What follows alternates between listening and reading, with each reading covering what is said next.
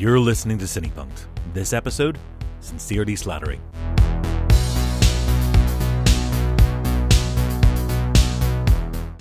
Hi, I'm your host, Robert JE Simpson, and this very special episode features an exclusive interview with Tony Slattery, recorded in front of a live Belfast audience at the Crescent Arts Centre. Tony Slattery is one of the UK's most famous improv comics and actors with a 4-decade career on stage and screen. Perhaps best remembered as a dynamic talent in Channel 4's Whose Line Is It Anyway, and was seldom off television during the 1980s and 90s, with appearances in the likes of Just A Gigolo, Kingdom, Coronation Street and Red Dwarf. Slattery's big screen work has included The Crying Game, How to Get Ahead in Advertising and Peter's Friends. Recently, Slattery has made a return to the stage with a successful Edinburgh Fringe run of Whose Line Is It Anyway and a touring conversation show with Cinepunked regular Robert Ross.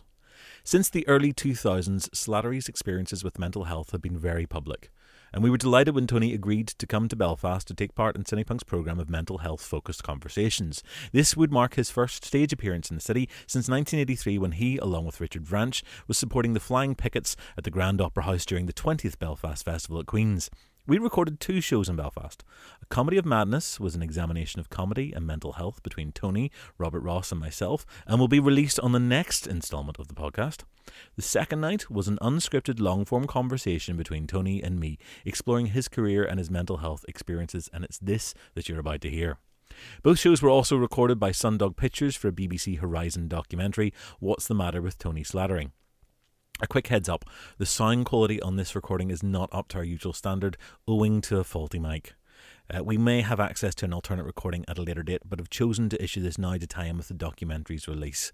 It's an important conversation and is presented here uncut. There is some distortion in the opening moments, but this settles down pretty quickly, and we apologise for any interference in your listening experience. We opened the show with a brief improv clip from Whose Line Is It Anyway, Series 5, Episode 9, produced by Hat Trick Productions for Channel 4 and broadcast 30th of April 1993. It's an example of the alphabet game and features Tony and Mike McShane. This is Sincerely Slattery. Alphabet now. This is for Tony and Mike. If you'd like to come down, and they have to do a scene. They have to speak successive lines starting with successive letters of the alphabet. Very straightforward. Don't have to start with A. They've got a favourite letter. I. Q or I? I think Q is a good one. You start on Q and you end on Q. And you're 2 pilots landing a plane, presumably. Starting on Q. Quentin, can you open up the flaps? We're coming in pretty fast. Right.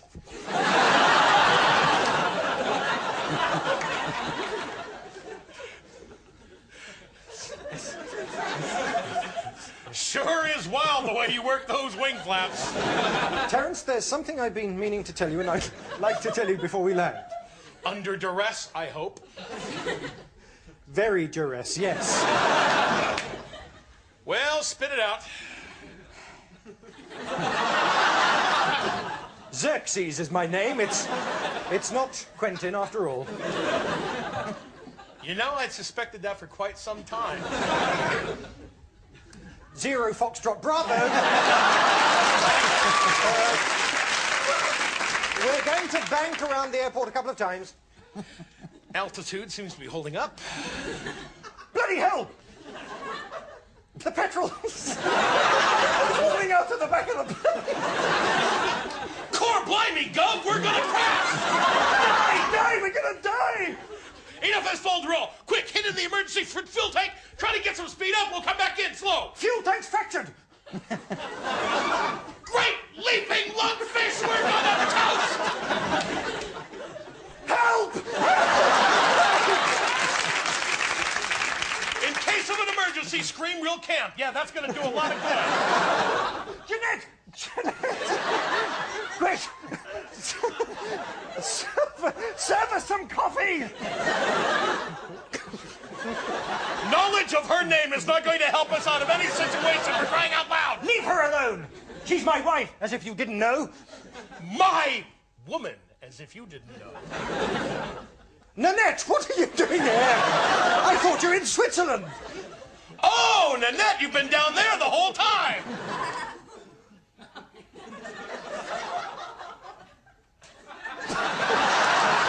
Please, Nanette, not now! We're going to crash! Question.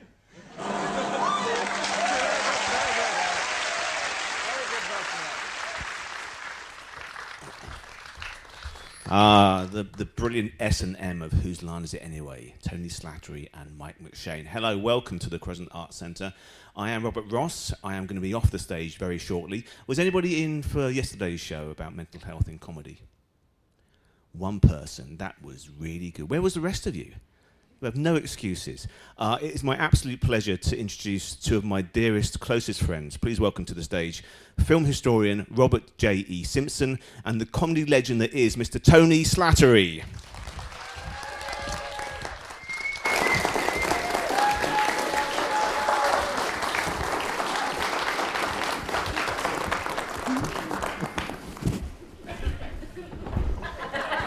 That's it, he's not getting up now for the rest of the night. No. These armchairs are really low, and so it is impossible to look cool. So there's no point in trying. Hello, thank you very much.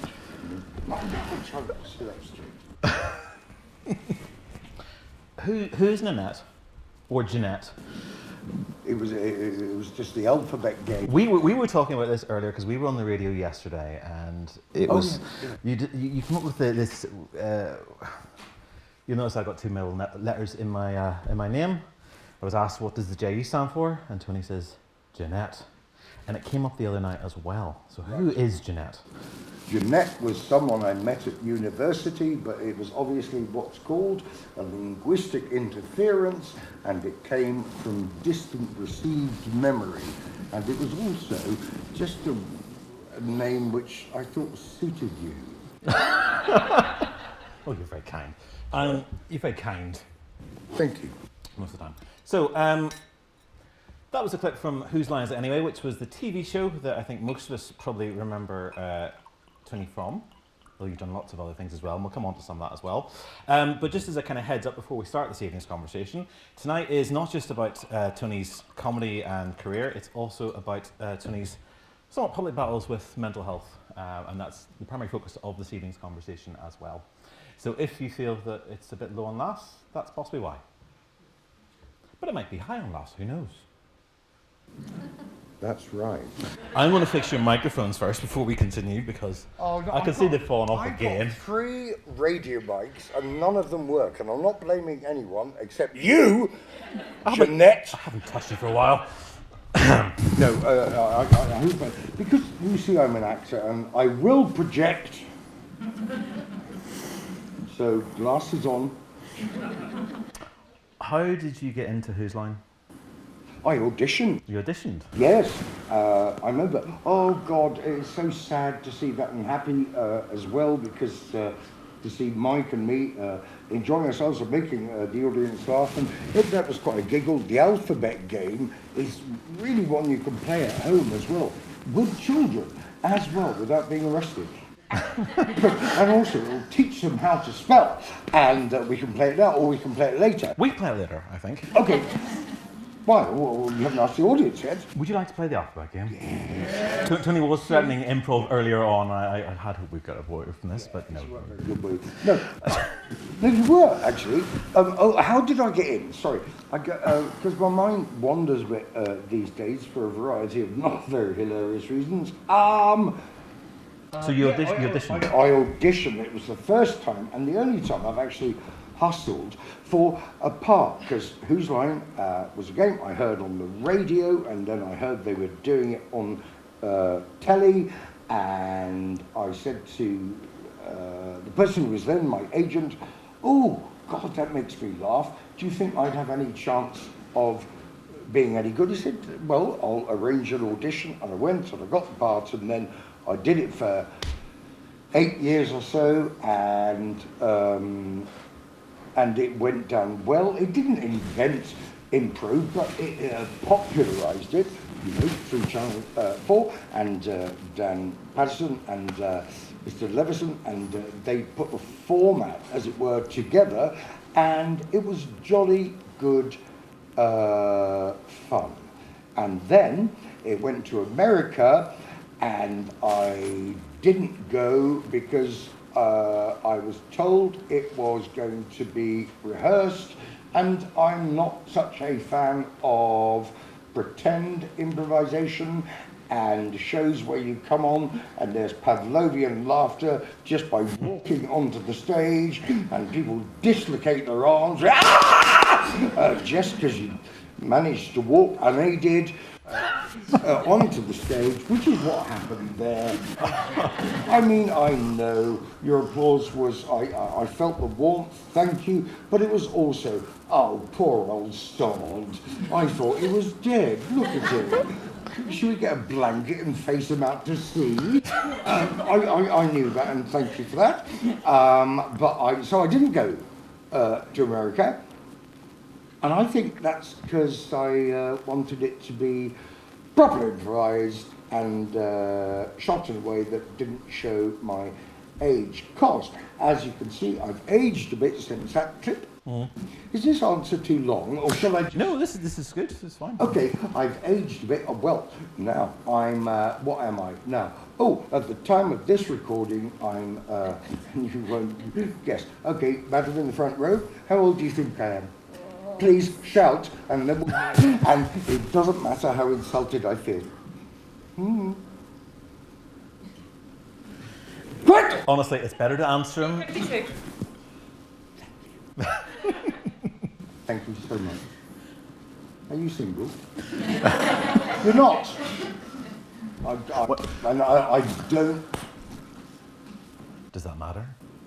It does to me. You're not single. I'm not. I have a partner of 32 years, and he's in the audience. Mark. That's because I happen to be a gay man. How outrageous is that? Probably not thing to say. No, it's okay. We've just passed legislation. It's allowed now. Right. Yes. Then I'll say it. Now, where was I going with this? Oh, I know. I was going with the fact that if there's anyone from a pharmaceutical industry in the audience, or a cosmetic surgeon, I can do ads. I used to do ads. All I need is that camera and another one over there. And because you said 52, madam, what's your name? Mags. Mags. Okay, so I'll pretend to be straight, right down the camera. Hi Mags, I know you think I'm at home, and I am your husband. I'm 52. Camera, that's right, 52. Buy this. Rub it on your face, and then you can be 52. This is for you, Mags. No, actually, that's so sweet of you, Mags, because I'm 59 and I'll be 60. In what day is it? Today's Thursday. You're 60 on Saturday. I'm 60 on Saturday, Mags, and you said 52. Round of applause for Mags. Turning into the Jerry Kyle show, really. So what is it about improv that you like so much? Because even now... That sort of thing. What Mags did there. Just take it from there. Thank you, Mags. And I'll keep thanking you. But is it more than that? Is it more than just having that instant response? I mean, you've been doing improv. I described you as the king of improv. Oh God, no! Well, I was bigging you up, Tony, and you were a huge influence on me, and also a lot of people. In terms of we watched you. You just had such command of the stage and your presence and your ability and your sharp thinking. But you still work in this kind of improv field all these years later. When you're doing your interviews like this, you don't like to be prepared for them. No, I prefer it not to be, because you look at the people who are great at really learned and great at anecdotal stuff, and they know the stuff which is going to work. But my memory is a bit shot for various reasons at the moment. It might be recoverable, but I prefer it just to answer on the spot with honesty and as much precision as I can muster, and things will occur to me, anecdotes, but the improv thing, I think, so I'm not going to get on to Brexit, but I will. I think the problem with, the problem with Brexit is that, and I was taught this at an early age, because my teachers, nuns and priests, and they were good and bad, both, because it was mostly Jesuitically influenced, was that they taught that if a question is badly predicated, then you can't have a good answer. If it's a bad question or just sloppily asked, you cannot proceed. And that's the same with interviewing. The interviewee can only be as good as the interviewer. Otherwise, it will be just, so how are you? Sorry, I was trying to do. I told you Dawn French there, who I did some shows. How are you? I'm all right. I'm all right. Yeah. What accent was that? I don't know. What was yours? Mine was Welsh. Was it? I'm fine, Tony. How are you? I'm fine. Are you? No. No, you're not. Oh. So with improv, how does one go about? You wax your moustache. I waxed it especially for you because you asked me to backstage. No, you asked me. I asked you. This is about questions and whether they're predicated. You asked me whether I wanted to ask you to wax it. Now, that's a different game altogether. Oh, well, we did talk about this earlier on this afternoon, and you commented on the fact that my moustache was not waxed, and you asked if I could wax it tonight. I did. I was talking about a Brazilian. Who says I haven't? Well, prove it. Maybe later. Tease. Always. And this is how improv works, is it? I don't know. No, I still do it live, and that was really nostalgic to see that. It really was. Well, the chemistry you and Mike have is fantastic. You worked a lot with Mike. I did. You had a separate show with him as well. That's right. It was a show called. I'm shouting because I don't know whether these radio mics are working. Can you guys hear him okay? Yeah. Yep, you're fine. So the show with Mike, was it? It was called S&M. S&M. And yeah, and it was just me and Mike improvising. And Mike is a friend, and I love him dearly. And I worked with him at the Edinburgh Festival, and last year in just all the old gang coming together. And I think improv is really good at keeping in mind, keeping the synaptic jumps and the serotonin and noradrenaline and the dopamine sparking without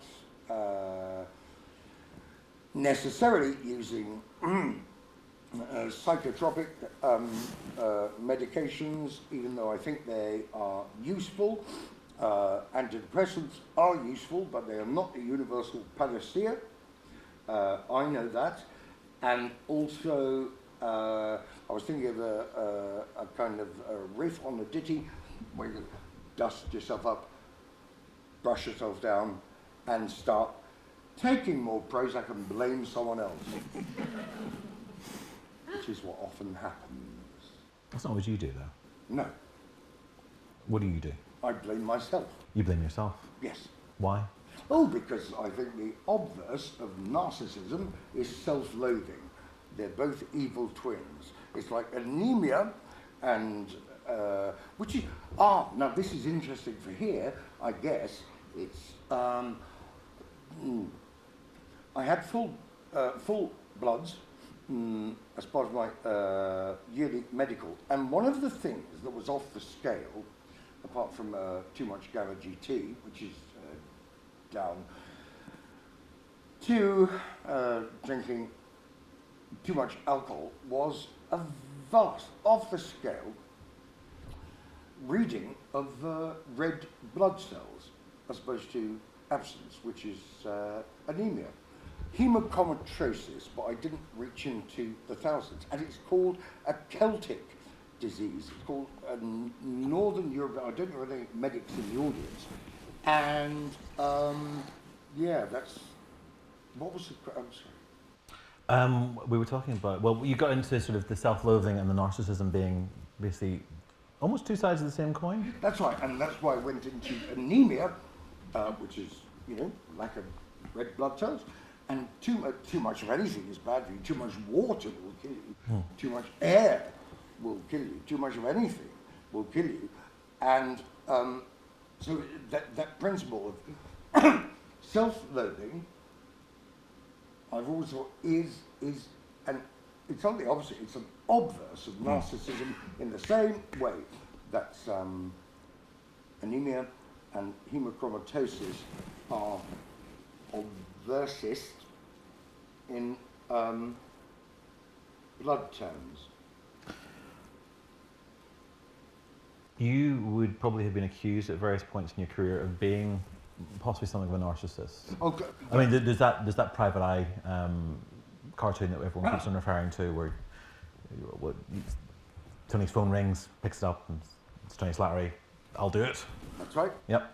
And because I wasn't born into money, and my mum and dad came from southwestern Ireland, island Connemara and County Clare, and they came over at a time after the war when they were in search of a better life, but they had to put up with signs on the doors saying, my mum told me this, it's not shortly, she told me something else before her death, but she told me this when I was in my 20s. There was a sign which said to people who were trying to find somewhere to live, somewhere to work. They said, no niggers, no queers, dogs welcome. And that was shocking. But to answer your question, I worked so much because I didn't know. I make hay while the sun shines, and also I didn't know what to do with money, so I spent it foolishly. But I did some good things as well. I bought my mum and dad a house, and I was. I'd like to think I was kind to people and gave lots of it away, but some things I did very foolishly and selfishly. But the overwork came first in the chronology. So is this kind of, because you came from a working class background, because you didn't have anything in your youth, whenever there was the chance to make something, you just did more and more of it because you didn't know, because it's the ability to have what you didn't have earlier on. Is that it? I'm sure that's part of it, but it's also I think that so you get this money, but also if you enjoy doing what you're doing and you enjoy making people laugh, which you do, yeah, and entertaining, but then all work and no play. And I always think of myself as one of the twins from The Shining. Well, I don't know which one. Both? But it doesn't make you a dull boy, it makes you a psychopathic or sociopathic boy. And then the thing of all this work and all this drive to be an entertainer, but not just laughter and applause, which, as we all know, are the second most addictive things known to mankind. And then when you come off stage, what do? You can't go straight to sleep unless you took a load of sleeping pills or a load of drinks. So it was overwork, and then it was, in my case, cocaine abuse, and to come down from that, it was alcohol, and then obviously the cracks began to show. So in a sense, the narcissism, I think, is part of, you've got to be, any performer has to have a certain level of narcissism to go on stage in the first place, because you've got to have something you think, otherwise you go on and you're a complete trembling wreck. You've got to think within inside yourself that I must have something to offer, otherwise I wouldn't be propulsed on stage. I think we were talking about this last night as well, about this idea that, you know, you have to be in some way narcissistic to get up on a stage. You have to have in some kind of self-confidence, but at the same time, I mean, you talk about self-loathing, but a lot of performers also are very fragile beings. They struggle with these sort of situations. You know, we are scared of what's out there. We're scared of not being liked. You know, as you and I are standing backstage preparing ourselves to come on here, there is always that fear. When you were waxing my moustache, and I was fitting you with your wires, there's a chance we come on here and there's deathly silence, and that is a terrifying prospect. This is happening now. No, there's a laugh. They're with us. There was a gentle giggle. I think that's a genuine warmth, and I mean, you can tell the difference between an audience that's with you and isn't with you. Oh, I think so, yes. And in all fairness to you, I've been at some of your shows where it's been it's gone that other way, and maybe it hasn't been so comfortable, where you haven't been maybe quite so focused, quite so clear, where you've not been in perhaps such a good space. Do you mean when I'd had a drink inside me, or indeed when I hadn't, and when I had been unbalanced in some way and overcompensating, which I do linguistically quite a lot. I become very. But you're very good. But I mean, linguistically, you were a languages student. Which I don't think, I certainly hadn't realised. You know, you went to Cambridge, to Trinity Cambridge, Trinity Hall. Trinity Hall in Cambridge. Older. Okay. Okay. So Trinity Hall, Cambridge. And 1486 founded, yeah. And what did you study? Modern and medieval languages, specialising in the phenomenology of religious ecstasy. It's helped me so much. We'll come back to that. In my career. But your linguistic ability is, I think, one of the things that made you shine out on Whose Line, and it's one of the things that's very clear. I mean, I've known you slightly for the last year and a bit. Yeah. And at any conversation we have, your ability, your use of language, your brain is just processing things so fast, and you're so articulate. And that linguistic thing obviously is very, very important to you. You mentioned the alcohol there. Yep. So can we talk about that a little bit? Sure. And you mentioned it also last night. So last night you said that you drink every day. I cannot remember a day, given that I was forced to have my first drink at the age of 8, which is quite young. Mm-hmm. And you've been drinking since that? Yeah, I wouldn't say every day since the age of 8. But after that, at some point, you've started drinking, and it's a regular thing now? At school, I was more interested in sport. Mm-hmm. You were a judo black belt. I was a judo black belt, and I represented England against Holland in Rotterdam. We were crap. Oh, and I was banned as well because I used an illegal throw, which I can. No, remember, we have the mics on, so the mics will get damaged. The mics don't work anyway. So. As long as you will get your cameras. Okay. But then I got into languages, and then got into Cambridge, and that was the most wonderful time. This beautiful.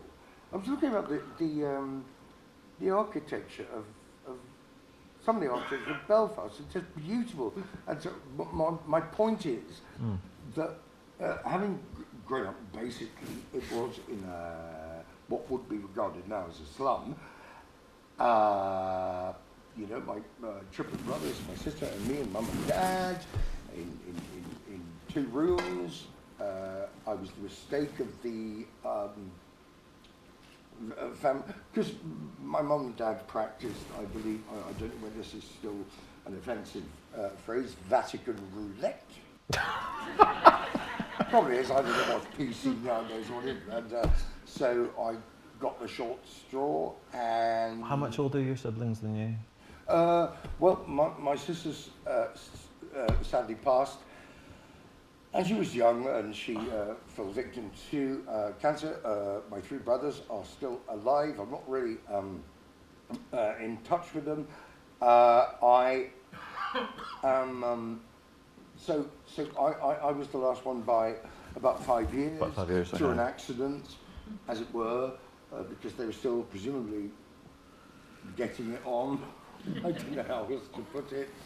Were you told that Yes, she said that you were an accident? Yes, but she told me something else which was really lovely, and this was shortly before she died. Actually, she said, "Tony," and this is how my mum spoke, except when and she would love this as well. Except she was on the phone, and then she'd go a bit posh, and she knew she was doing it as opposed to, "Hello, Tony." No. But before she died, she said, "Now, Tony, there's a couple of things." She told me a couple of things, but I'll tell you this one first. Excuse me. She said, "Now, Tony, you're a mistake. You're a mistake." And I tried to hand you over to the doctor, because they couldn't afford another, child. They just couldn't. And what she said was, the doctor's name, is it true, was Dr. Hyman. And he was a very, brilliant, kind Jew, and he did speak quite in the Yiddish way. And I said, "This is a mistake. This is what my mum," I'm just repeating what mum said. And my mum said, he said, "No," Dr. Hyman said, Mrs. Slattery, might be a mistake. What if it's the most mistake you've ever made?" And that is something that goes with you. That goes through your heart. And so I remember that. Do you think that, so you were always aware that you weren't intended? Or was Yes. that, yeah. I'm not sure any of them were. Fair enough. If you don't put something on it. Do you think that's where part of the self-loathing comes from? No, that's never occurred to me, no. But if you sort of start off with this knowledge that maybe you weren't meant to be here, does that start to feed into everything else? Oh, it's like being on the psychiatrist's couch. I thought it was going to be fun and sun. We've got a bit of that too. No, that's honestly never occurred to me. Okay. Because I was loved by my parents, no question. And happy childhood, a bit solitary, because my brothers were, a unit as triplets. And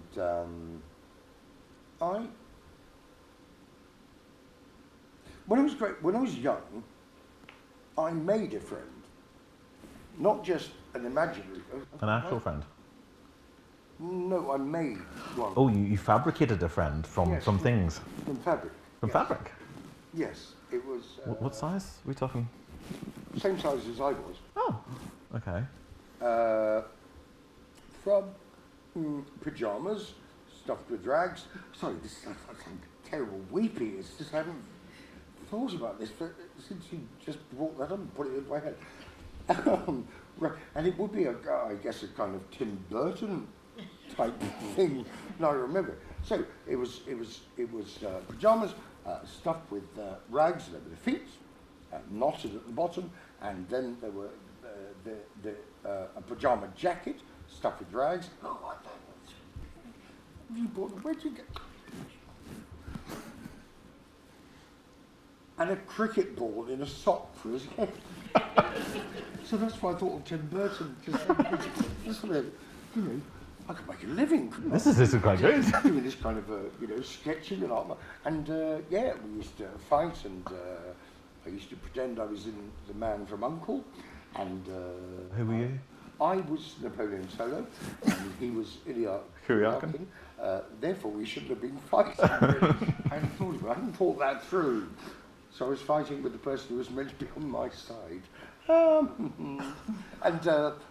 that was in That was in the early days. Then I made real friends. This is kind of sweet. Can we? Except for, Oh. I think one of the reasons I didn't make, I'm sorry to go back to this, but I think, I don't want to be controversial. I think the religious side of things, I think it's responsible for many divisions. I think religion is really good if it makes people kind and behave nicely to each other. Well, you're in a country that is constantly divided thanks to our common faith. So yes. We don't have a common faith. In Northern Ireland, traditionally, it's seen as everyone is vaguely Christian, apart from those that aren't, that don't count. That's a political thing that that's a whole different issue. I'm just we'll get into a really broad generalisation that religion is great if it makes you a nice person. Then you can think about God. I don't know whether God exists. I'm agnostic. If I'll know when I die. But then, or you won't. If I don't know, we all will die. No, but or you won't know, because if there's no God and you just die, then how do you know? Because you're dead. Well, it doesn't matter, because if God exists, he'll decide whether he wants to make himself known or not. This is true. So that's the point. If he's in a bad mood, then what if he says, go back to... I want to get into the religion stuff a little bit later, because I think it is important, but there was a story you told yesterday which I think is worth repeating about... Well, I won't remember it. So it was one the other day about... Look who you're talking to. One about the nun that hit you on the head, because... And why did she hit you? No, what was it you said? Right, okay. So I was 8, and it was part of...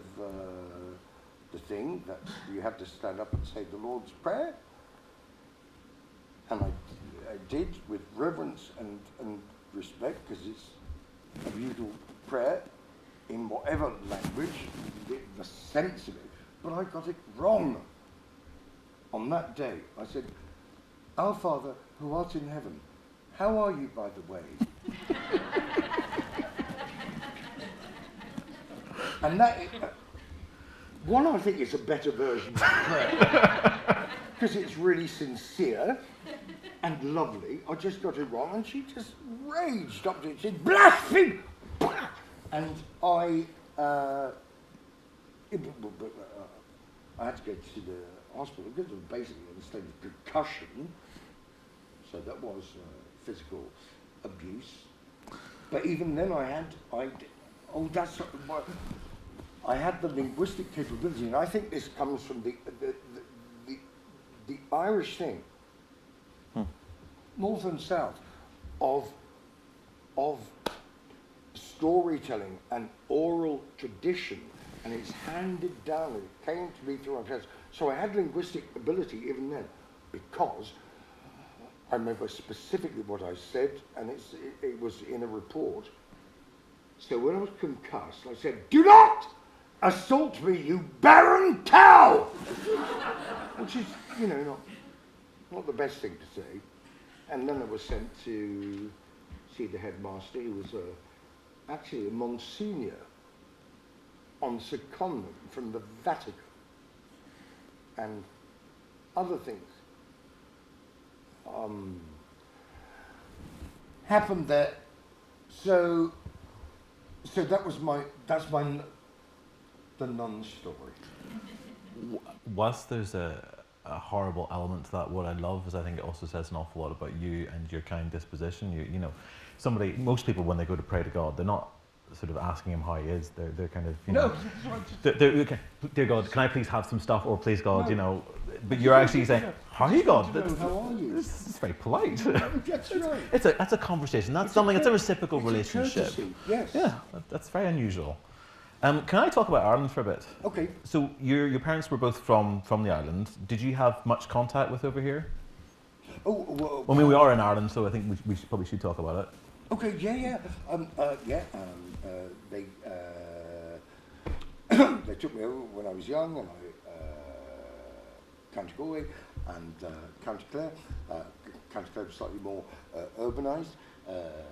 even then, but Connemara, the rugged beauty of it, and then later in life, when I earned some money and got a car and drove, and I took them on a tour of all their places. We spent lovely times with my sister, my mum and dad in the great kind of castle hotels of Ireland, and with such beauty and grandeur and welcome. It's like, sorry, this isn't being sycophantic. It's like being in Belfast. Just the warmth of the people I've seen, and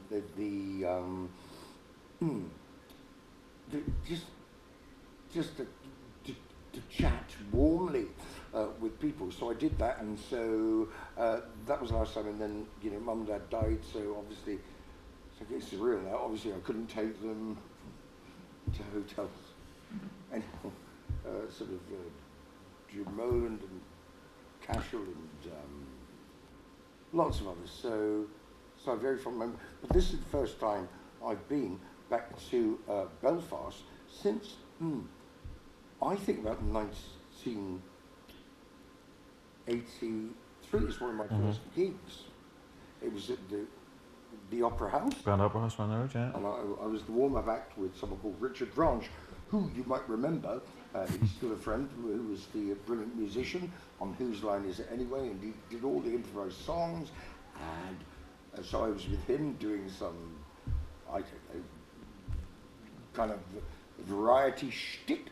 And we were supporting the Flying Pickets. I don't know whether you remember those, because they had a #1 hit with their cover, their a cappella cover of Only You by Yazoo, Alison Moyet singing it. And so we were the first two bits, and there was someone who did, and we stayed at the Europa Hotel. That was the last time I've been here, yeah. How's it been this time round? Brilliant. Good.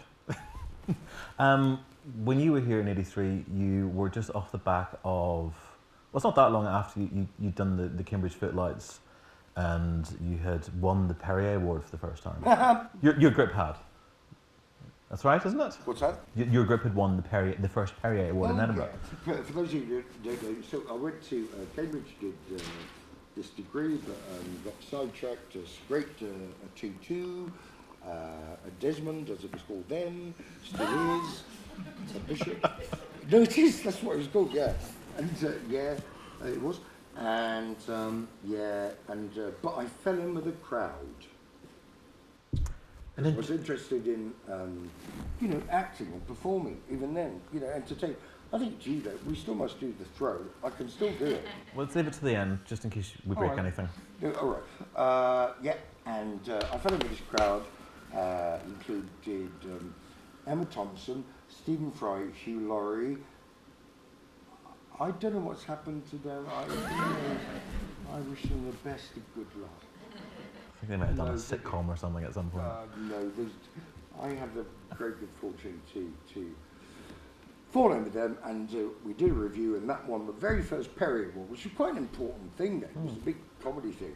I know it's even bigger now. But still is, yeah. Yeah, it's gone through many different names. I don't even know what it is. Is it the if.com? Or is it Chortle now? To the Fosters. Mr. Ross, I'm sure you can tell us. Is it the if? I've lost track.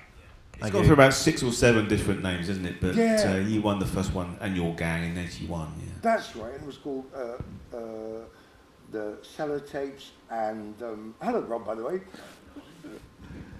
This is lovely for me watching you do this, because I'm usually where Robert's sat. This is great. So I've got a night off.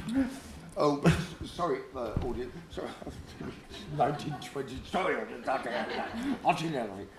and what we got, because now you get, a big national tour, and I don't know, many thousands, 40, 50, 100,000. What did we get?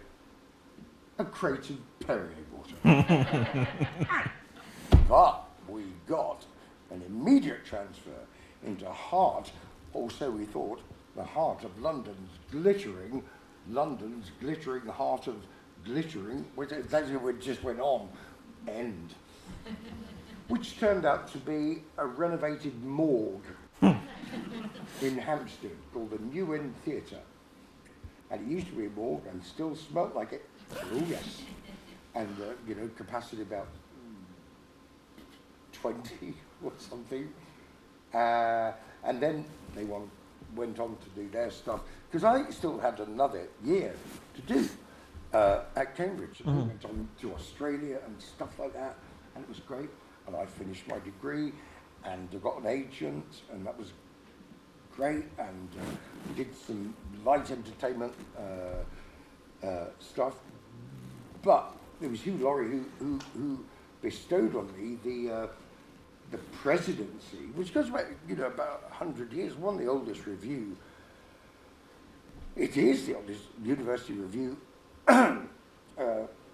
company in the world, and spawned the Pythons and the Goodies and many of my heroes. And it was the centenary year, and because they did a special program about it in the centenary year, and because of his immense impact and fame and genius, Peter Cook was there, and he got me out and got me really drunk, or we got each other drunk, and he said to me something which is always, and I will swear here because I know swearing, I don't much like swearing because it's a bit lazy, but it's just stuck in my mind so much.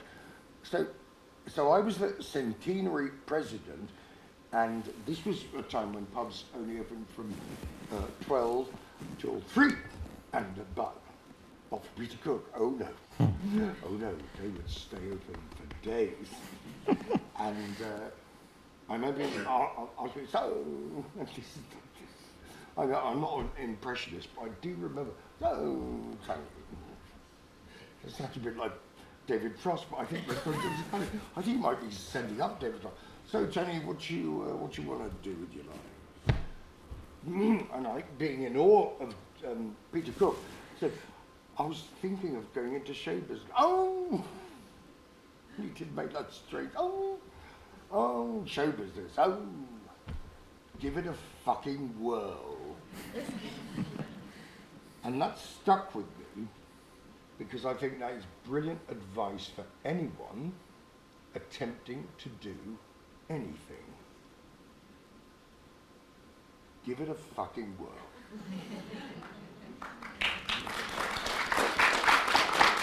Oh no, but thank you. But sorry, thank you for that. But thank the genius of Peter Cook. Wow. And you did. You give it quite a whirl. In fact, you've given just about everything a whirl, really, haven't you? Well, I don't know what you're implying. Oh. By the 1990s, you were doing things like sitcoms, like Just A Gigolo, which I've just been rewatching again. It was something I remembered vaguely fondly from my childhood, and actually it's quite fun to rewatch again. One of the reasons for even bringing that up, I guess, is sort of, can we talk about sexuality? So, yes. Yeah. Yes. So, you're. Sorry, I don't know. My voice went high then, but yes. Yeah. That's good, man, mate. That's right. So, we were the other day. We were in the BBC, and somebody said to you they didn't even realise you were gay until the last year. What? Of my life? No, literally in the last years when they found out you were gay. So they've watched you always thinking of as a kind of, I guess, a heterosexual or possibly omnisexual kind of magnet. Women loved you, men loved you. Right, now, I'm going to stop you there, because, I want to pick up on the Just A Gigolo thing. Yes, please. That was a sitcom. It was very good. That was a sitcom I did. Anyone watch it? Anyone remember it at all? Hey! Thank you! One man! But also, I'm not diverting, it's just you reminded me of something there about Just A Gigolo. Right, so I was a gigolo and I was falling in love with a girl, and I had to make ends meet by being a kind of, what was I, a kind of walker? Is that what they're called? A male escort. No, but that involves sex. This is the whole pretense of the show, was that, That's it usually right. does, but somehow you never seem to actually get to that point. No, it's just going back to give it a Give it a fucking whirl. yes. Should we just say the fucking word can't as say much it. as we can? I don't want to. But See if we can get them all to say it. no, it's because the give it a world thing about if you're gonna and try not to take other people's criticism either well or badly. It's an opinion. Go with it. Because in Just A Gigolo, I got 2, and you couldn't get more polarised reviews. One of them was these were 2 national newspapers. One of them was and actually does. But I remember these 2 particular reviews because they were so opposite. One of them was something stunningly funny, impossibly handsome. You know, I'll go with that. But in another, on the same day, was a porky oaf who can't act. So, if you juggle those 2, omnisexuality. I think when I was younger, I was told I had a good face for the telly, and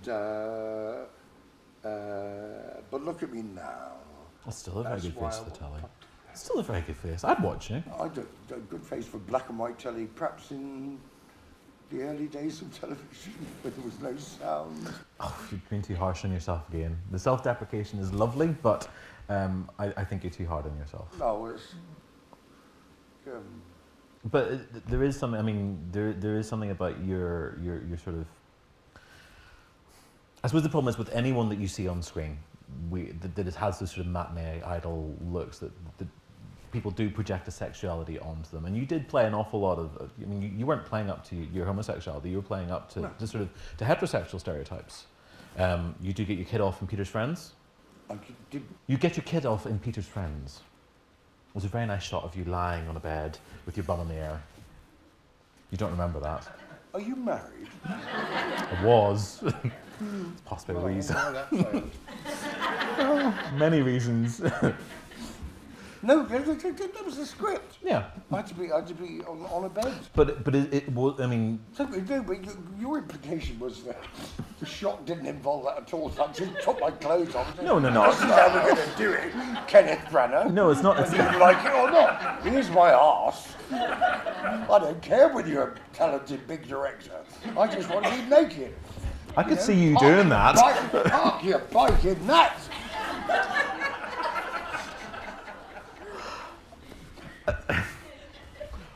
But were you? I guess I'm kind of curious as to sort of what you were being cast as whether or not you were allowed ever to sort of project on screen, you know, your own reality, whether you felt that you had to portray a different image. No, oh God. I mean, when were you sort of out? I mean, in publicly. I was never in. I was never in with my friends. Yeah. I didn't think my sexuality was the defining point of who I am. Yeah. And what I did with my external genitalia was no one's effing business. And that was not through shame or the feeling of, oh, I won't get this part. I auditioned for parts and I got them. I auditioned for...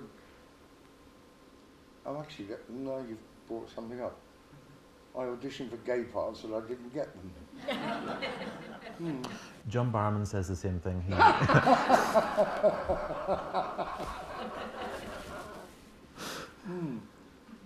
No, but I can't help being butch. I'm just curious. You know, it's one of those things. You're bi-curious. Let's face it. I've been established by now. As long as my parents aren't in the audience, this is fine. They don't know, do they?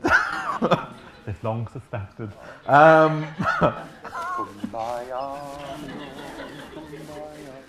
Oh, Rob did warn me. Have you got any more wax? A little. What's that? So no. Well, it's hardly usable anymore. I was reading through some old interviews from you from sort of the 90s and things, and it's one of those things that does come up in the interviews. And there's a period where you are very strict. You're very sort of it's none of your business. And then the interviews start to sort of go, there's actually one interview I read where you've given that response and then they go, so gay then, was kind of their interpretation. And then they're kind of, it's obviously an issue for them that they want to know. Yeah. And we're in this point in time where, we're looking back on a lot of this stuff. We did the show last night on Comedy Heroes. Okay. Some of those guys we were talking about last night, they did struggle with their sexuality. Yeah. They weren't allowed to be out. And I just wondered, as a gay man working in this industry in the 80s and the 90s, while the AIDS crisis is on and everything else, how that impacted you, whether that impacted your work. Oh, no, it didn't impact my work. Because I was busy at Cambridge, acting and enjoying the beauty of the place. I had romances, and they were, that sounds really naively innocent, but they were romances. And yes, fumbling sexual activity was involved with both sexes.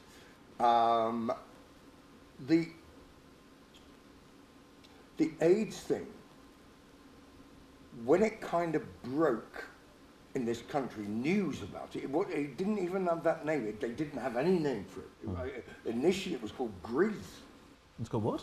GRIDS. GRIDS? GRIDS. Right. Gay-related immune disorder syndrome. So if you look back historically, at the time, and you know what I was saying is, I was in because I think I was probably finding out about my own sexuality because I was equally attracted to men and women, but sex wasn't so much a part of it. It was just the person. There was no phallocentricity or vaginocentricity. It mostly faces, actually, which would still fascinate me. It happened to be a virologist at Addenbrookes Hospital, and this was still a reasonably carefree time, as it were. And this lady said to me,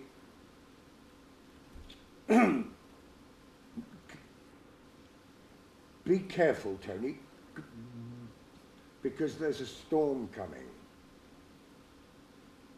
And it turned out that that was true. There was a storm coming. So, since you asked such a personal question, I have never been interested in sex for its own sake. Some people are driven by that. I know they are. But in terms of your question about me, I've never struggled. What? And I know this does sound Barbara Cartland. I knew when I met the love of my life, who was in the audience. What? It's very quiet at the back there. And I've been with him since 1986 now, and I don't want to be with anyone else. And I'm very proud to call him my best friend and my partner in life.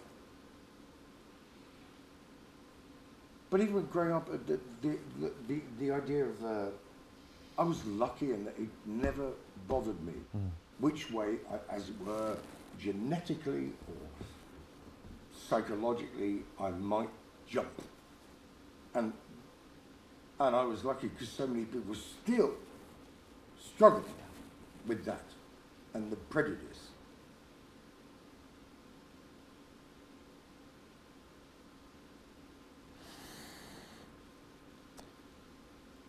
I am, as you say, very, very lucky to be in that way because there are so many people that don't, and that's part of the reason why I ask.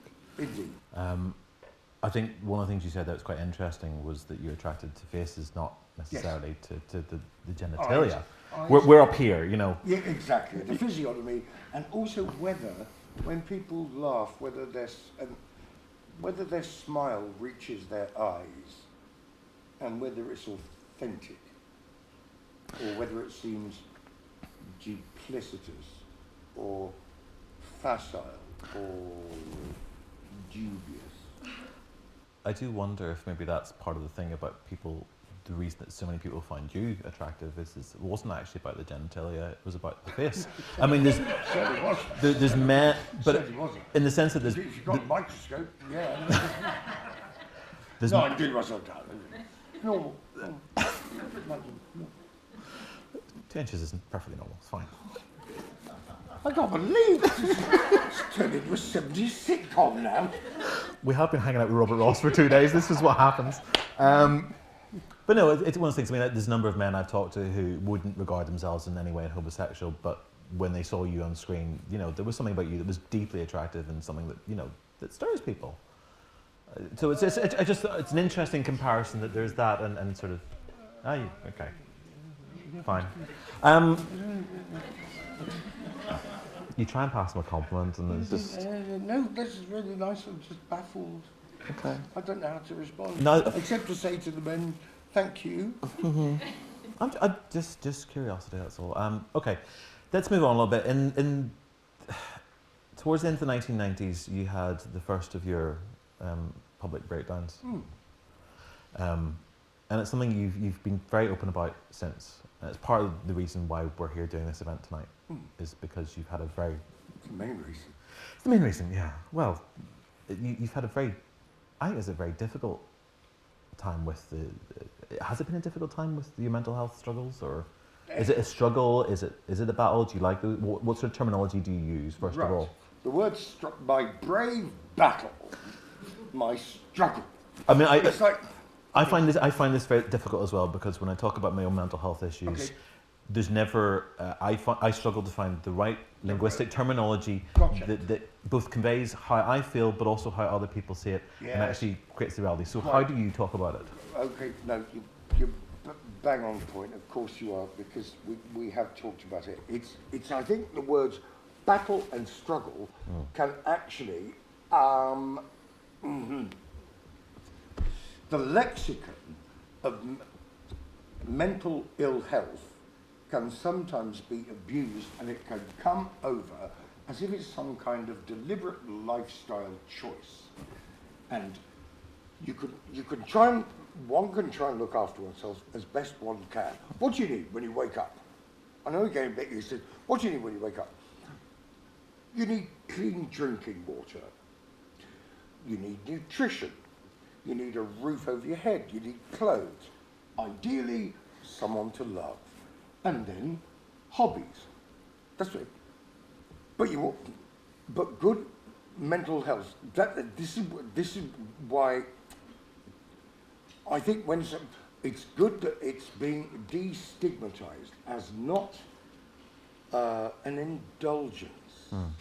If it goes wrong, it's great if you can try and get some help to find out why and to get some treatment. I'm lucky to live in a country where that can be available. It's still a bit of a postcode lottery, but it isn't. And I think I use this. Can you make jokes about mental ill health? I think I mentioned one the other day. It's one of the only two I've come up with, and you're allowed to make it because people with physical disabilities, some of the funniest comedians have been the comedians who are physically disabled, and their entire act is sending themselves up, and therefore increasing awareness. That's not been so true of mental ill health. The only thing I come up with is who in his right mind wants to be mental? And that's the response. Equally, with bipolarity, man goes into restaurants, he's bipolar, sits at a table for one, waiter comes over, waiter says to bipolar man, may I take your order? Yes, I'll have what I'm having. I think that's quite a good joke.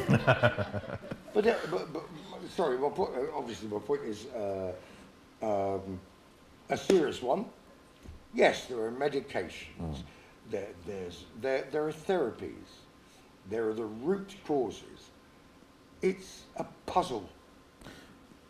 So, when did you first realise that there was something wrong? I mean, I say wrong because if even that, to suggest there's something wrong, that's why we're in the condition, that to me seems counterproductive as well, because, I mean, I had this whenever I first kind of started talking publicly about my own issues, was that to suggest that there's something wrong with me suggests that I'm wrong. There's some defect within me, but actually this is part of who I am. Right, it's the lexicon, it's the way words are loaded, and that's why I think Frederick Rufford said, words are loaded pistols. Use them at your peril. So say the right words or the wrong words. It's the meaning behind them. So one can tell. I think this is why we were talking about faces and eyes. One can tell the difference between the normal, and again that's loaded. What the hell is normal? The normal smile in someone's eyes.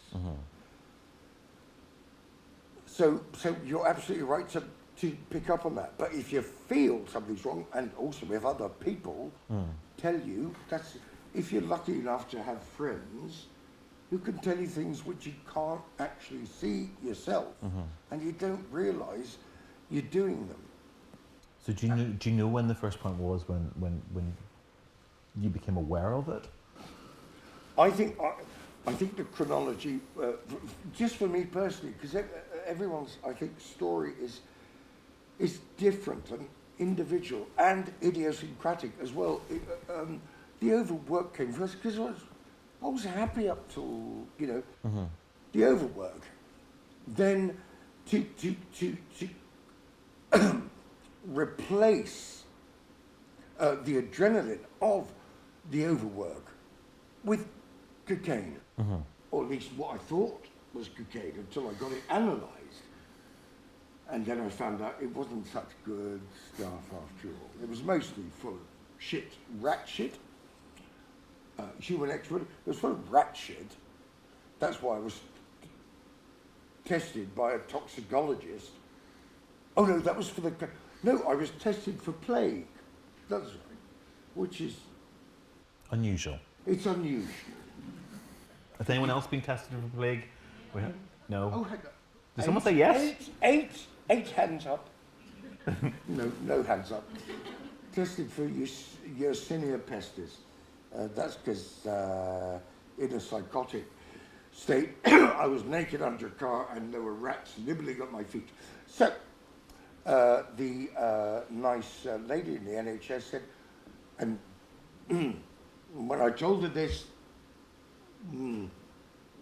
because the cocaine-induced psychosis and delusional parasitosis, except ironically, it wasn't delusional, because there were rat bites on my ankle. I can't remember why I was naked under a car. I can't. That would have been paranoia, looking out for... But typical. This is around the time that you were throwing your furniture into the River Thames. That's right. Where the River Police went by with their megaphone saying, "Tony, we like you on telly, but stop throwing everything into the Thames." But then I had enough dosh to clear up the pollution. But yeah, so there's just one more test we're going to do. I said, "Oh, what's that?" "It's nothing to worry." "No, I'd like to know." It's something called Yersinia. And because I'm quite medically up on things, I said, "What, plague?" She said, "Yeah." "Yes, it's plague. I'm being tested for plague." "Yeah." And I was negative, so you're all okay. But I was quite shocked to be told that. So, and then the alcohol, and here I am, and I'm fit, that's right, 59.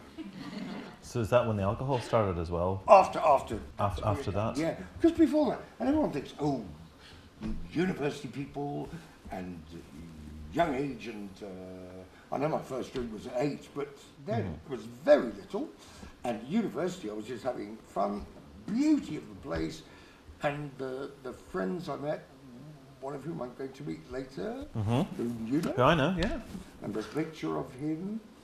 And everyone thinks, oh, that must have been your really pissed time at university. No. That started after overwork, coke, booze, and still struggling with the booze. Yes. So what's your drink of choice now? White wine. And how much do you drink a day? Today I've had half a bottle, but my partner sneakily dilutes it. Thank you, Mark. Say hello. And is it just the wine you're on, Tony? What, today? Just well, I mean generally. Oh, it's mostly white wine. If I'm naughty, and if I'm on my own, and feeling sad, one, I play melancholic music, and I have half a bottle of vodka. Okay. But that's not every day. Liver's okay. The gamma GT, the enzymes are raised, but that's true of people who have a long history of drinking too many units. But then if you read the Daily Mail, you see... Well, we'll try not to. No, my point is, psychiatrically, you should seek help. And I have. And there isn't a name for that syndrome. Bullshit-itis, possibly. No, that means inflammation of bullshit. Does it? In which case, read the Daily Mail. No, I'm going to get such shit from the Daily Mail now, aren't I? It's all right, the BBC will cut this bit out, don't worry. No, it's okay. I read the Daily Mail for the health pages. Because 1 week, one glass of wine can make you live till 102. Half a glass of wine a year, dead by Thursday. Well, you're still here, so... In terms of the alcohol, would you regard yourself as an alcoholic? I once asked a psychiatrist, what's the difference between alcoholism, alcohol dependence, and alcohol abuse? And he gave me the straightest... Also on 20 fags a day. Why did I start smoking at 50? How fucking stupid is that? Sorry, that's swearing, but I just did. But So, the difference between alcoholism, alcohol dependence, and alcohol abuse, and he leant forward and said, I'm going to swear again because it's important to just be verbatim in your recall. I can't remember what I did yesterday much, but I can remember with absolute clinical recall and exactitude what I did 30, 40 years ago, or last year. He said, Tony, it doesn't matter a fuck what you call it, if it's making you and other people you love, or indeed anyone else, unhappy, the name doesn't matter. What matters is the substance. And then he just said, that's stuck with me as an axiom and a self-evident truth. is it making you unhappy? It hasn't today. Does it generally? Not generally. But it does on occasional specifics. On occasional specifics. Does it? No, I mean, that sounds like I'm pretentious. No. I'm just giving you giving you the courtesy of. Okay. Because I think words are important. Words are important. You do, and I'm very aware of that, and I also completely agree with you on that because there are often very fine distinctions that mean a whole lot. But at the end of the day, if you read Candide, what's the end? After all this philosophizing, what's the last thing? Il faut cultiver le jardin. After this intense philosophication, the end sentence is, God, go and do the washing up. So after all this thinking, you've got to get dressed, you've got to go back to clean water, roof over your head, clothes, someone to love, food, nutrition, entertainment, TV, sofas. Well, let me ask it like this. Is the alcohol or the other substance abuses causing unhappiness for you or those around you? Well, I haven't taken cocaine since the millennium. And obviously it was causing problems. Was it making you or your people around you unhappy? Oh, God, yes. And the alcohol now? Not so much now, but... for you or for those around you? My partner, Mark, knows when I've drunk vodka because I get very bleak. Not physically aggressive nor verbally aggressive, just so. I've seen you like that, so I'm aware. And one of the things we talked about before we did this show was about where we could go with this conversation. Yeah. And just for the clarity of anyone who's here who's wondering why we're asking these questions, Tony said, go wherever. And if he's not comfortable, he will say no. Oh, no, Yeah. I mean, that's the point. There's no point in doing this kind of thing if you could just... Do you want to change that? I mean, do you want to stop drinking, or are you happy with it? Or I'd like to... The honest answer is, I would. For my health, and for the happiness of the people I love, and to perform and try and be a good actor or comedian. But the honest, if you ask me, would you stop, like some kind of perverse, not Jeremy Kyle thing, not that you could be your completely opposite. Thank God for you in the Thank world. you. Jesus, what a cunt he is. Keep that in, kid. Terrible, that terrible. So, I'll try and pick up from that. But, if you ask me, man's man, because we're both men, we've established that. I haven't looked yet. It remains to be proven. Turning into a different show altogether now. Yeah. I hope I'm able. I can't, with my hand on my heart and my soul and my brain, whatever's left of it, and my mind and my conscience, can I say, yes, of course I will. I can't. No one can.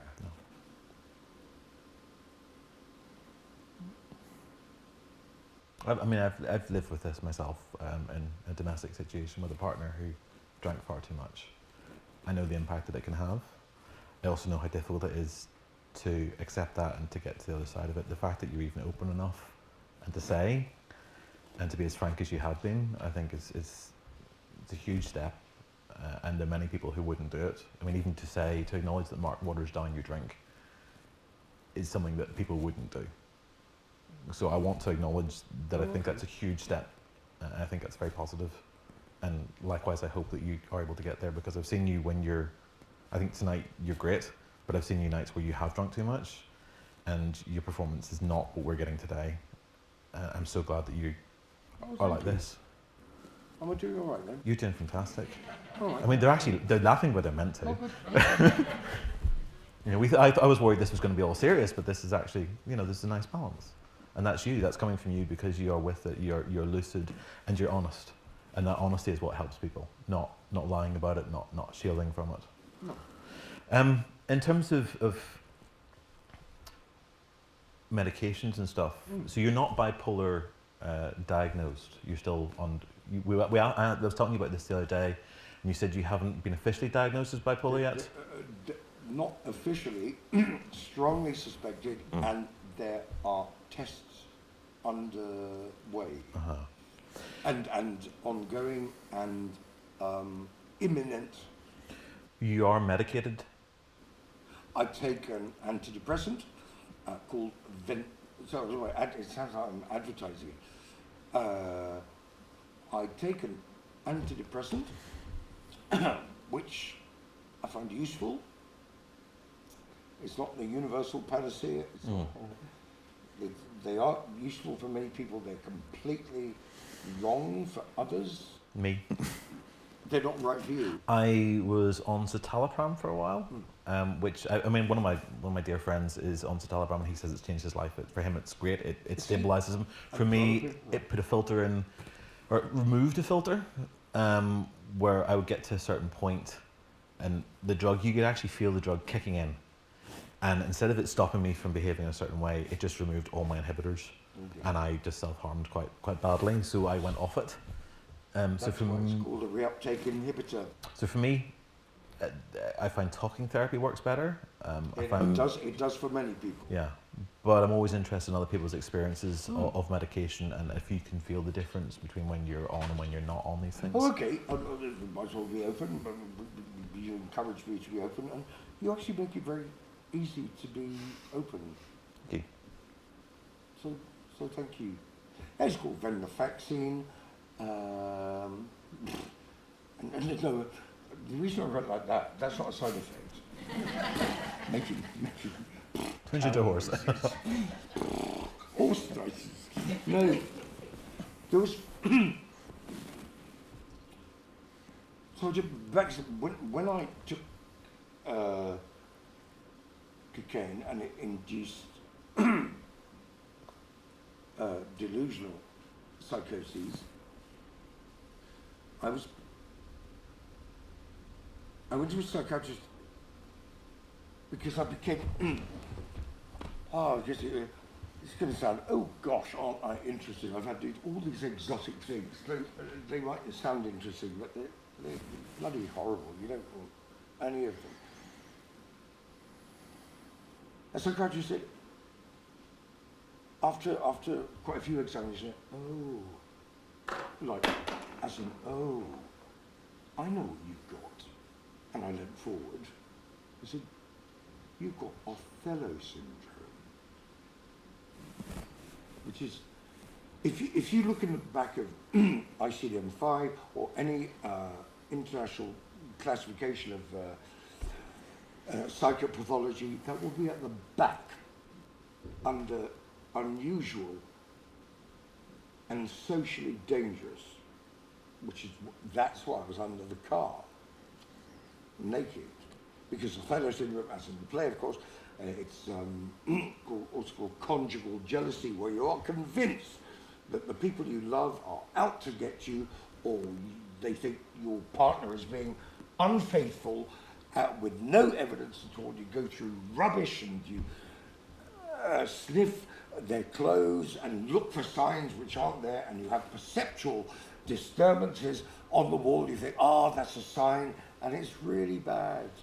It's a horrid, horrid thing. Now, the comical turn on this, and there kind of is one, I hope, and I hope you might just laugh. The psychiatrist said, this is serious. There is a drug.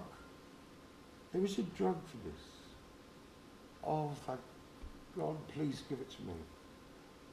And I took it. It was a neuroleptic, a psychotic called pimozide. And it kind of worked. But then I looked at the British National Formulary and the latest edition, and under side effects, of which, you read side effects of anything you take, any drug, over the counter, and if you looked at all of them, you'd never take an aspirin. You think, oh God, any drug has side effects and contraindications and cautions. The problem with pimozide was that the last side effect was something called SED.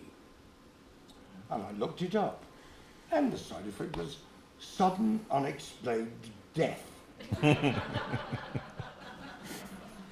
I thought, I think I'd rather be jealous. So I stopped taking it, honestly. but a lot of them have Yeah. have that. But we were talking seriously about, and I was talking seriously about that. What about counselling and sort of talking therapies? Is it something you have used or you do use? I've tried it. I think I ought to try harder. Mm-hmm. I mean, you're currently shooting a documentary for the BBC, so I'm assuming that there is an element of that.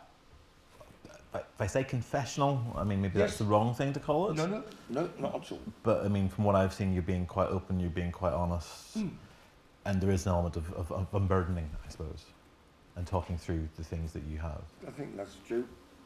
Is that helping? Well, it's not. It's not helping. That's what I mean.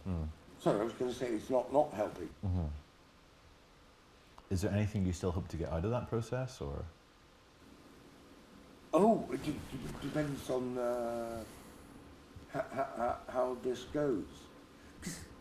I'm acutely aware that this can come over as an exercise in psychological public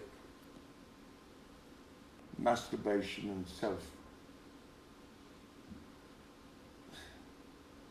But I don't think it is. What I really want is, if this is, I've done light entertainment. I've made people laugh. I've even done straight dramas where I've been convincing. Yes, I have. Some are even good. But no, I have. If this can prove of any bloody help, this program, this evening, then I'll sleep better. I think it does. I mean, even last night, the response we had after the show, in terms of our conversations and being open about this stuff, it does make a difference because people don't talk about this stuff an awful lot. Yeah, it's the ventilation. So it can seem, as we touched on earlier, narcissistic. But what if it's you? Obviously, from a selfish point of view, but what? Because I've been on telly a bit. Just a little. Too much. Not enough of late. And what if someone? It sounds. Even as I'm saying it, it sounds like self-sanctifying, but it's not, because if it can be of help, then it's worth doing. It's as reductive as that. Do you know where your problems stem from? I mean, problems, issues. I mean, can you pinpoint? No.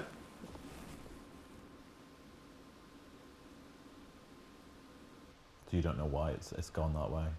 No. No. But it's always been there, or it's? These are impossible questions. They are, yeah, they are slightly impossible. But I'm They're just not kind slightly, they're completely. Nothing's completely impossible. Yes, it is. If you cut my head off now, I would die. So it would be impossible for you to revive me. If you gave me the kiss of life on a decapitated head, that would not work. That would be impossible. Fair enough. So when you say nothing's impossible,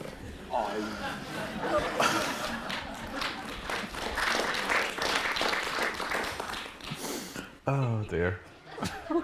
You asked. I did. I should have known better. But now we're coming to the end, aren't we? We're working our way towards the end. Are we? We are, and we're going to, if you're happy. Do you remember yesterday lasted 3.5 hours, and some people died? Yes, but some people die every day, Tony. Yes, we can't control all of those people. No, but some of the people died because of the length of the interview. And also, SED, sudden unexplained death. Well, let me just check. Can everybody just check the person to your left and your right and make sure they're still breathing? It wasn't unexplained. It was because of the length of the interview. Are you saying you want to wrap it up? Yes. Are you? No. No. Okay. You haven't gone away though. You have something No, I'm busy. here. I'm still here. That's what I just said. I'm just trying to live up to my light entertainment persona. Is that a pressure you feel? I mean, do you feel that you have to perform all the time, that you can't just turn it off? You know, when you put you up in front of a stage, there's an audience down there. Of course, there's a bit of that, especially when it gets tense and serious, of course. But it's not. I'm not being avoidant. No, I know. I think that's a pulse in me. You know, if you go for half an hour without a laugh, you start to sweat. At least I do. Well, we're lucky. I mean, we've barely gone 2 minutes without a laugh at some point. You know, they've been very good. Well, even when we talked about death. Yeah, especially when we talked about death. Well, that's why people laugh at funerals. I think so. Certainly, we've had laughs at funerals. I've had laughs at funerals. Tell me how. Oh, you didn't fuck the corpse, did you? What a cheap laugh. Before or after they're dead. Well, no, what do you mean? The corpse, you can't say before or after they're dead. Well, no, you can. Corpse! For God's sake! Yes, but What's your theology? You may have been intimate with the body before it was a corpse. Therefore, technically, you still would have fucked the corpse even if it wasn't a corpse at the time. Hello, children. You're watching CBBS. I'm talking with Robert. And we're talking about when's the best time to fuck a corpse. Is there a good time to fuck a corpse? Bye now. Take good care. Don't take bad care, because that would be stupid, like all you children are. Such a shit. Such a cheat. You're such a shit, aren't you? The language. Oh. You think there are people in here who are shocked. That man who's asleep there. You're not shocked or asleep. Unshockable. No. Unshocked. Is there such a thing as unshockable? Tell me about your day wear. Your leisure wear. It's catastrophic.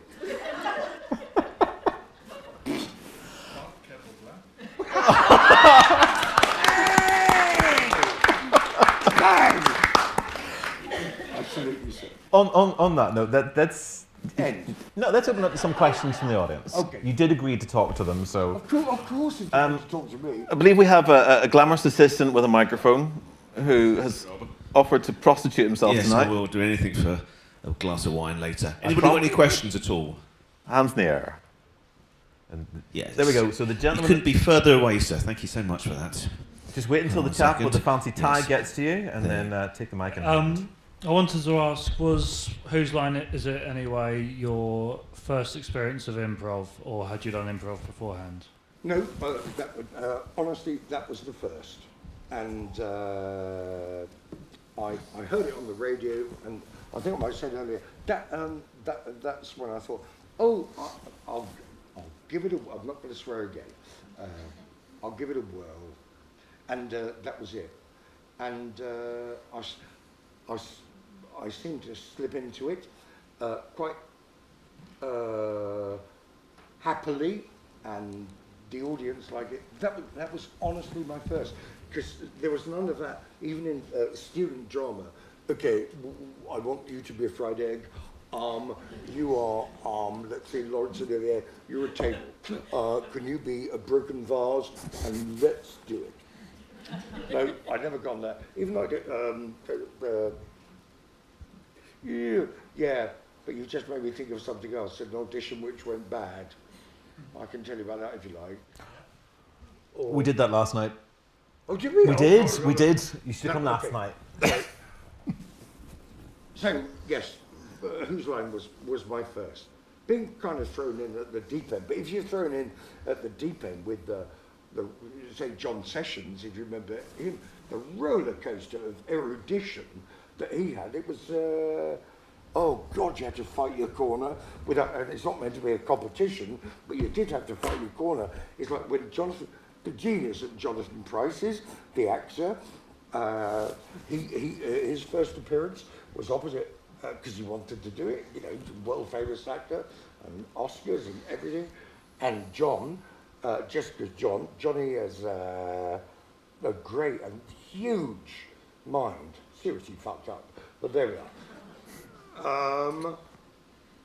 His first scene with Jonathan Pryce was just Johnny Sessions just really going into one with brilliance.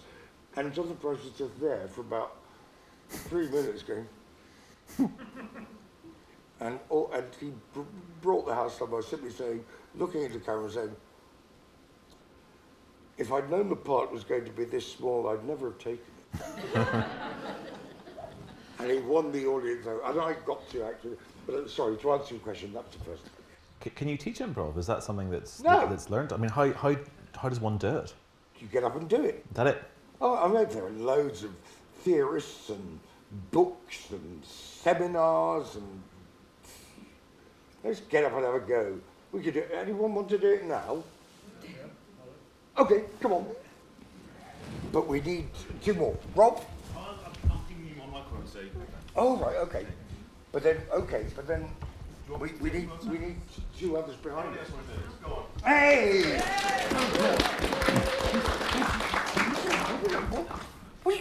I'm just... Oh, okay. Fuck's sake. Okay. I feel awkward down there, so I'm getting up. Okay, if you... hello, what's your name? I'm Emma. Emma? I'm Robert. Robert, okay. So if the mics don't work, we'll just shut. Don't put ideas in his head. He's very... TV stars, No, okay. Oh, go on, I like that one. I don't care. Okay. Oh, this is what I was thinking you could do at home. We could stick to a subject, but, and this is really difficult, but it's also the simplest, and therefore it's the most difficult. We can only talk in questions, and we will stick to a subject. Only in questions. And so, then we swap when we get it wrong. I'm useless at this, by the way. Only in questions. Have we got a subject? No, I'm just going to do that. Sorry, love. I know you're teaching. No, come back. Nice boots. Thank you, sir. And you're straight. Interesting.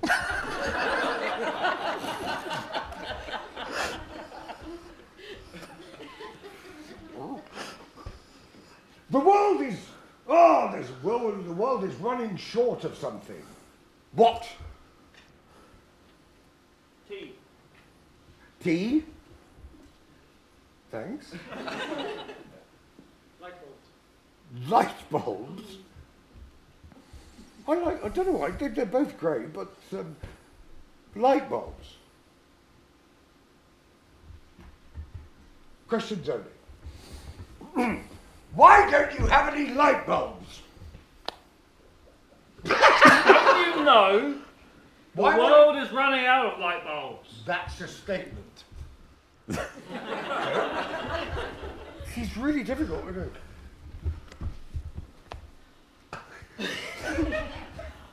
Where is it? Where's the switch?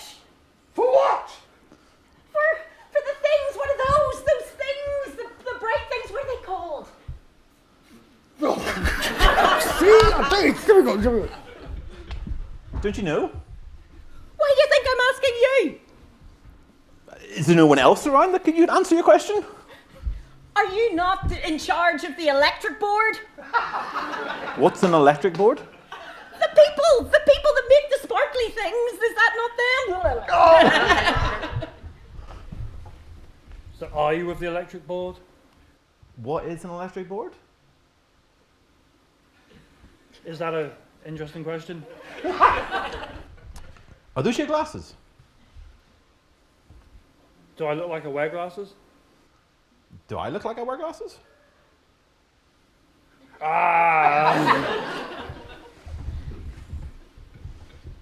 Where is the switch?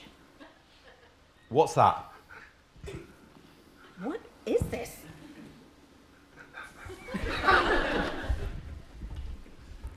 I thought... Get you back on. Go on. I was going to make a joke about Ann Summers, but there we are. Have you been to Ann Summers lately? Are you propositioning me? Is there any reason why I shouldn't? Have you not heard of the 2009 Me Too movement? Thank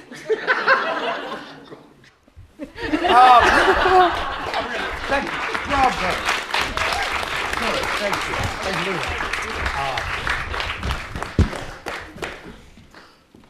Oh, you and me? No, not me. No. Okay. Okay. How follow that? I mean, come on. How long have we got now, Rob? We've got another. We've got about 10 minutes. Okie dokie. Any other questions out there? Questions or comments? I mean, if there's anything up tonight that you want to comment on, you Or abuse, if you want to give that as well. That's right. Yes, I mean, I've taken a lot from him tonight, so if anyone else wants to abuse me, you're more than welcome. I'll go and charge for it. It's fine. Is this a question or abuse? Okay. Bit of both, hopefully. Shut your face. You're not getting that wine. What is your next fucking moral going to be? Oh. Get him. Oh gosh. After this programme, if it ever is aired, I think probably nothing. But who knows? I really don't know.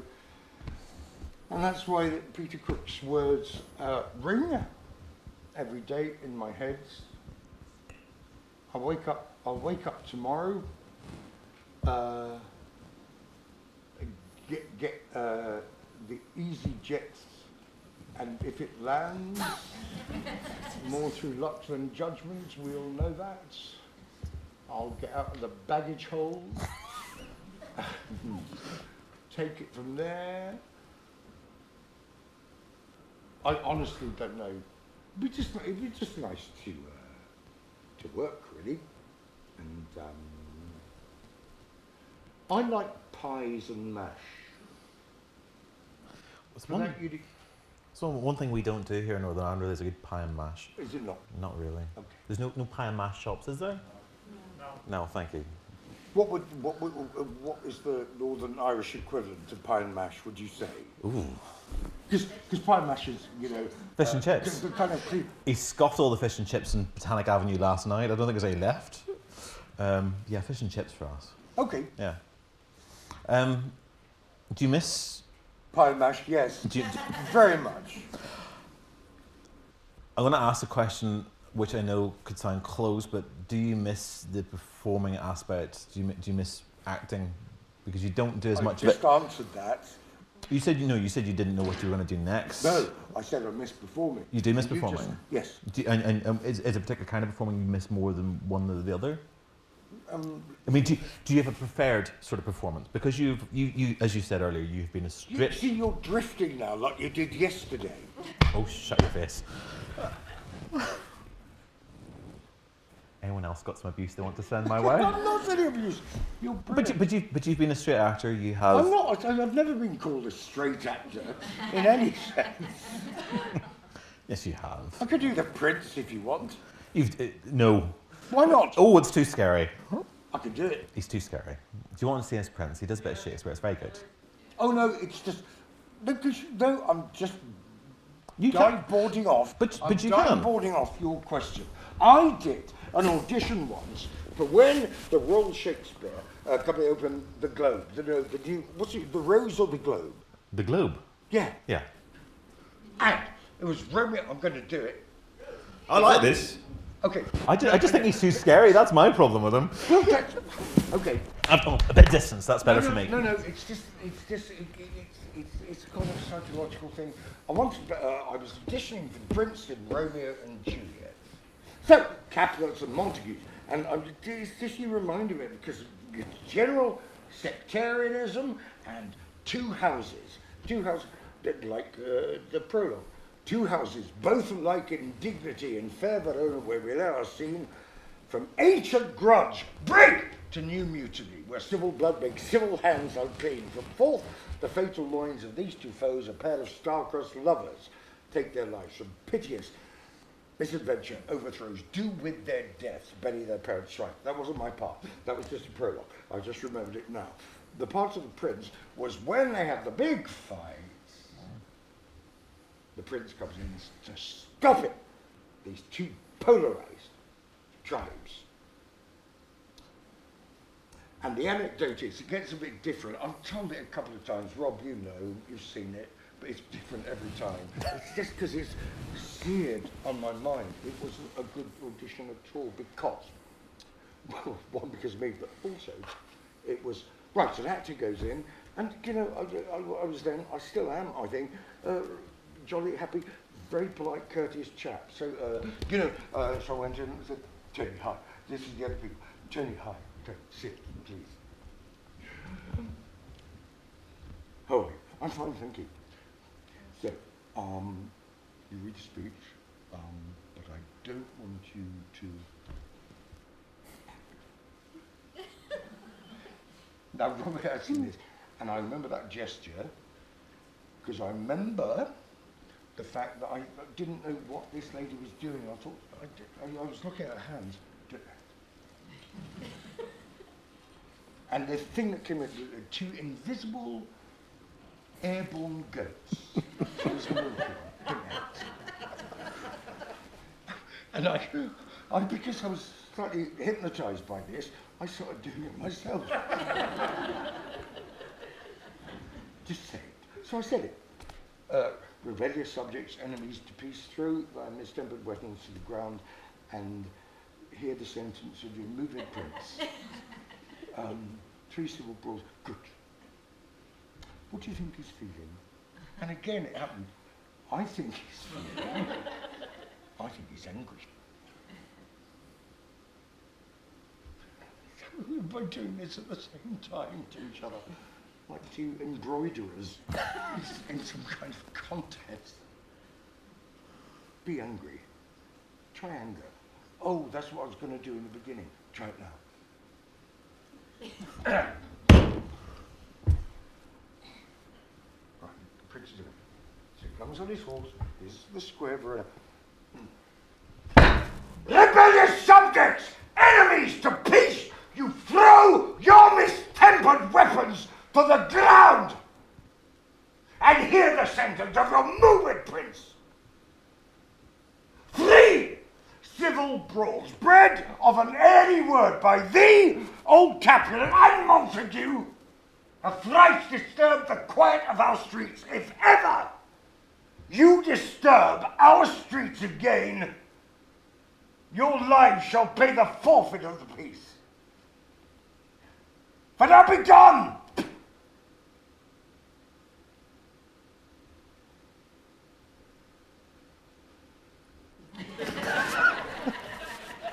What were you feeling there, Tony? Oh, fuck off.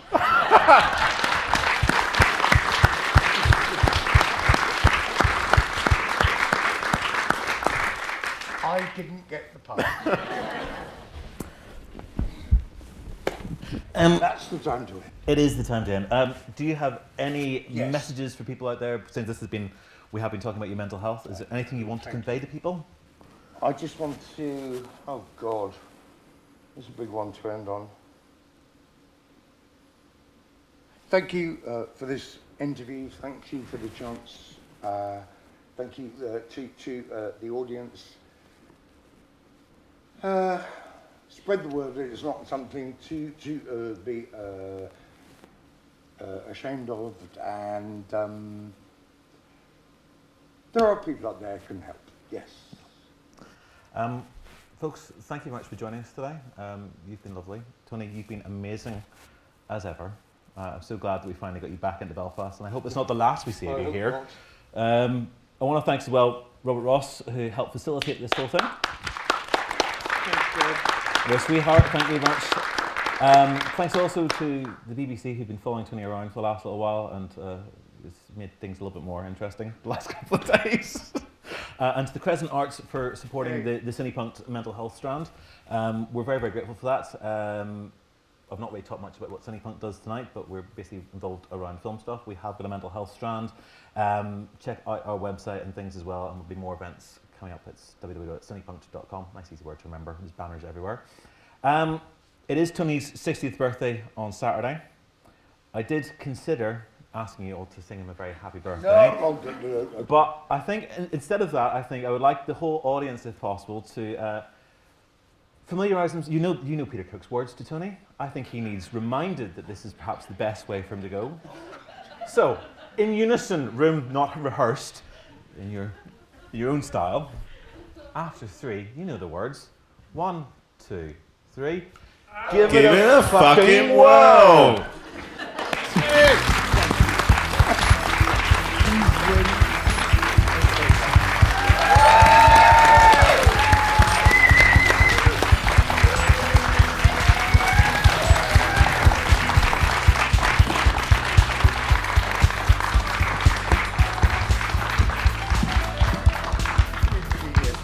Thank you. Thank you.